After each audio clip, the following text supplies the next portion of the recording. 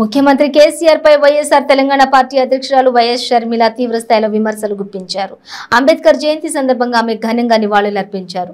అనంతరం మాట్లాడుతూ ఎన్నికల దగ్గర వచ్చాక అంబేద్కర్ విగ్రహం వచ్చిందని, తెలంగాణలో కేసీఆర్ రాజ్యాంగం నడుస్తోందన్నారు. రాజ్యాంగం ఎందుకు మార్చాలో సీఎం కేసీఆర్ చెప్పాలన్నారు. ముఖ్యమంత్రి కుటుంబంలో 5 ఉద్యోగాలు ఉన్నాయని విమర్శించారు. విగ్రహం పెట్టినంత మాత్రాన దళితులపై ప్రేమ ఉన్నట్టు కాదన్నారు.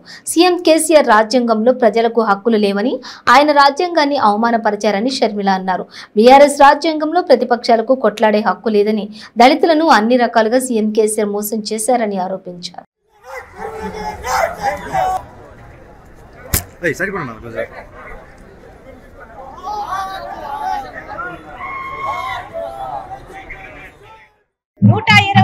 అడుగుల విగ్రహం పెట్టిస్తాను అని ఇన్ని సంవత్సరాలు ముఖ్యమంత్రిగా ఉన్నాడే. 9 సంవత్సరాలు ఒక్క సంవత్సరం అయినా ఒక్క దళితున్నైనా గౌరవించాడా? మరియమ్మ అనే దళితురాలుని జైల్లో పెట్టి చిత్రహింసలు గురి చేసి చంపేసిన ప్రభుత్వం కాదా కేసీఆర్ గారి ప్రభుత్వం? అసలు దళితుల భూములను కాదా కేసీఆర్ గారు తీసుకుంటున్నది, లాక్కుంటున్నది?